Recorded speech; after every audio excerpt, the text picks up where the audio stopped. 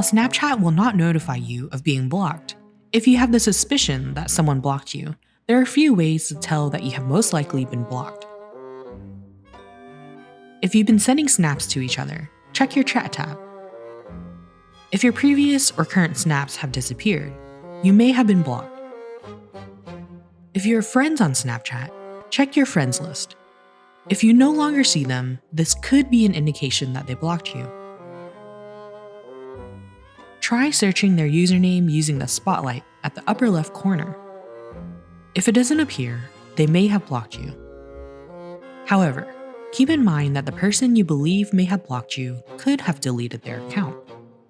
To confirm, ask a friend to search their username. If it shows up on your friend's account but not your own, you may have been blocked.